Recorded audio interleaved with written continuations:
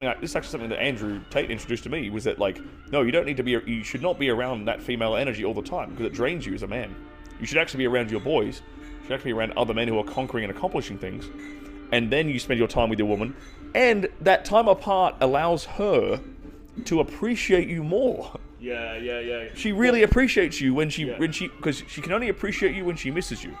Yeah, true. Well, one of the things that's always sort of scared me off in terms of all of conventional life really is domesticity. Domesticity is the killer, I think, really. And we know it is, because the problem is people move in together and then the relationship starts to go downhill. It happens in mainstream society. The sex goes off, it starts, more arguments. I mean, we saw that during the pandemic to some extent. People locked up together for months and months on end. I mean, it doesn't. A lot of relationships ended up breaking up over that period because, well, I mean, it stands to reason, doesn't it? Yet people will still keep making that same fundamental error of like, oh right, let's get married and let's move in together and we'll spend it 24/7 in our company. How is that ever good for a relationship? I don't think it is. I think because okay. That the idea of like the nuclear family, right, and that fundamental partnering up of men and women it made sense during the period of human history when men actually had to go away. Yeah.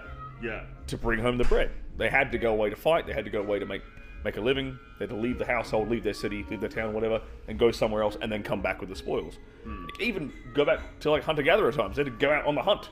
Yeah. Maybe for a couple of days, go camping, and then they come back. Like, so that it's not that the idea of like the nuclear family is wrong. I think that's very, very fundamental and very, very important for a stable society, and makes for happy, healthy kids, makes for a good relationship, right? But that time apart is something that we have. Maybe it's due to the nature of technological advancement, the nature of how our society's progressed. We don't need to do that as much anymore. Yeah. Right. Yeah. Just to bring home the bacon.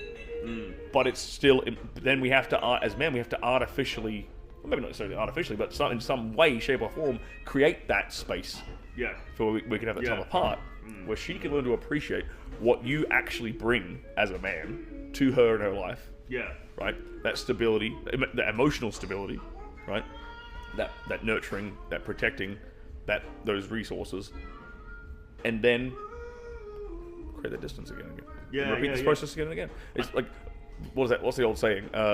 Absence makes the heart grow fonder. Yeah. It's totally true. Yeah, it's totally true. Yeah, it's a very fundamental, basic thing, and I think even if you're not going to be living the Miami Playboy lifestyle or whatever, I mean, you're not going to, your aim is not to have multiple wives and all the rest of it. That's fine, but I think the one thing to take from this is that you need to create a bit of distance.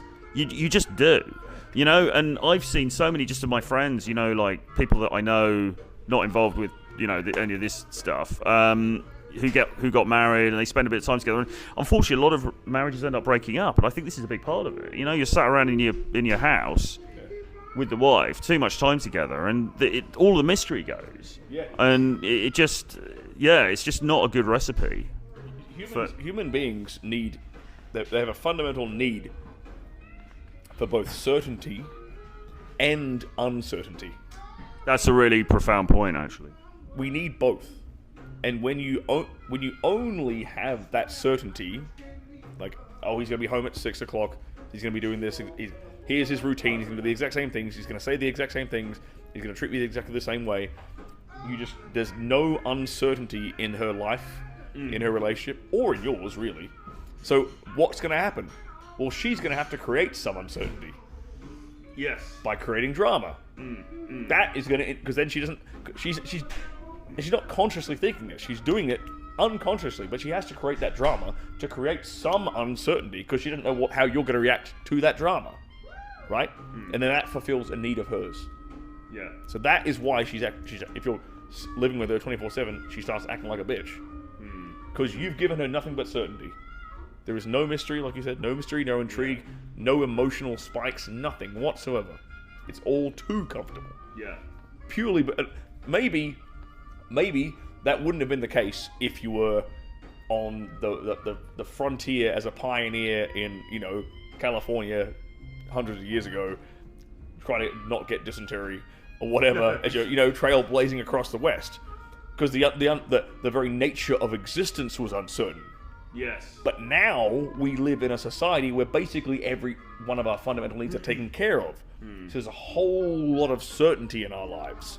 Yeah. And people are missing that uncertainty, and especially women, when they get into a relationship, they miss that uncertainty. Yeah, they really do, unfortunately. And I mean, it's often said, isn't it, women like men who are unpredictable, who they can't tie them down so easily, right? And I mean, I even remember I've had back in the day, women even verbalizing that to me. When I was back in my sort of more blue pill days or whatever, you'd literally get women saying, like, I need that I need the roller coaster, and it's something that I think for a lot of guys it's not really intuitive, because we're brought up with the sort of Disney idea of you've got to be the decent, honourable, upstanding dude. I think men's lives are by nature full of more uncertainty than a woman's life is, because men have to fight for their position. They have to spend their whole life building themselves up, building their wealth, building their body, all these things. Whereas with a woman, for a large part, the thing that makes you attractive to a partner is your beauty. There's a degree of certainty in that. You're born with it, right? And you basically know that you're going to be taken care of as a woman. Some man is going to come along and he'll take care of you, or your father's going to take care of you. But as a man, you kind of get kicked out of the home at a certain age, and you have to fend for yourself. So men's life, by its very nature, has that uncertainty already built into it. And so for men, I think it's very hard for them to understand women's need for the uncertainty. Because, both men and women make the same mistake, where they think that the other sex views the world the same way they do. So women make the mistake in thinking that, that all men are the top 1% men, right? Yeah. And every other man is basically invisible to them. Yeah. And men make the mistake of thinking that women they just want peace and quiet. I just want my stable, comfortable life, peace and quiet, no drama, and everything will be happy. Wrong. We gotta start understanding the other sex's perspective on that. Yeah. And understanding the psychology of the other sex is really important. Otherwise, you're gonna. And I mean, I think one of the problems. I mean, a lot of guys are fairly clueless about all this stuff, but also fundamentally they're a bit boring, and that is a problem. That is a problem, and I think guys get resentful about it as well, because they're like, no, I'm a decent guy, I'm a nice guy, and it's like, yeah, but you're a bit boring, mate, and that's part of the problem. The way that you're presenting is not, it's not polarizing enough, it's not edgy, it's not cool. Yeah, you can still be a nice guy and be unpredictable. Because I like to consider myself a nice guy. Yes. Would you consider me a nice guy? Okay. So, I'm a nice guy, but I'm also a little bit unpredictable. Yeah, exactly. And I mean, with all of this stuff, it's not about becoming some kind of sociopath. It's like you could be a decent human being, but you've got to have a little bit of, I don't know, man. You've got to life, man. And not only does it help your relationships with women, it makes your life more fun. It makes your life more exciting and more enjoyable. If you are constantly trying to add that excitement, that uncertainty, that adventure to your own life, all great. You've just created an entire roller coaster for yourself. And then everyone else can hop on and come along for the ride. So, indeed, exactly.